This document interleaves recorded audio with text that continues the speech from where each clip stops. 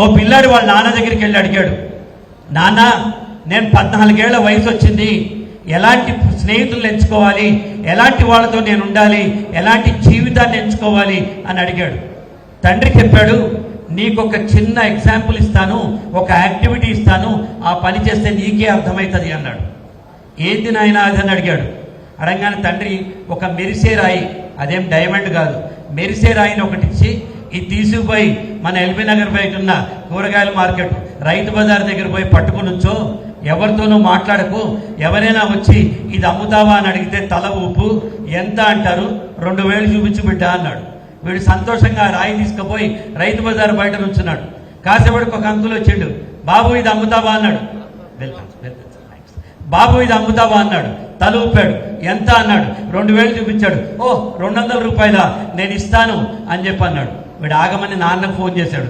నాన్న 200 అంటున్నాడు, అమ్మమంటావా అని చెప్పి అన్నాడు. ఉండరా, నీది అవ్వలేదు, ఇప్పుడు అదే రాయి తీసుకెళ్ళి దిల్సుఖ్ నగర్లో ఉన్న మన రత్నదీప్ సూపర్ మార్కెట్ బయట నుంచో ఇదే ఎక్సర్సైజ్ చేయన్నాడు.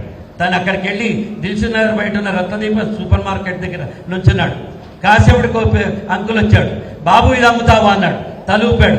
ఎంత అన్నాడు. మళ్ళీ 2000 చూపించాడు. ఓ 2000 రూపాయల నేను ఇస్తా బిడ్డ అన్నాడు. ఉండమని చెప్పి నాన్నకు ఫోన్ చేశాడు. నాయన 200 కాదే 2000 అంటున్నాడు, ఇచ్చేయమంటావా అన్నాడు. తండ్రి ఆగరా, ఇదే రాయి తీసుకెళ్ళి దిల్సుఖ్ నగర్లో ఉన్న జాయ్ అలికాస్ లాంటి డైమండ్ షోరూమ్ లోపల పోయి, లోపల బయట కాదు, పట్టుకుని నుంచో మళ్ళీ రిపీట్ చేయన్నాడు. వీడు ఆ షోరూమ్ లోపల పోయి నుంచున్నాడు. కాసేపటికి కారులో ఒక అంకుల్ వచ్చాడు. బాబు ఇది అమ్ముతావా అన్నాడు. తల ఊపాడు. ఎంత అన్నాడు. మళ్ళీ 2000 చూపించాడు. ఓ 2 లక్షల రూపాయల ఇస్తా బిడ్డ అన్నాడు. వీడు ఆశ్చర్యపోయాడు. పరిగెత్తుకుంటూ తండ్రి దగ్గరికి వెళ్ళి, నాన్న అదే నేను, అదే రాయి, ఒకడు 200 ఇస్తా అన్నాడు, ఒకళ్ళు 2000 ఇస్తా అన్నారు, ఒకళ్ళు ఎందుకు 2 లక్షలు ఇస్తా అన్నారు అని అడిగాడు.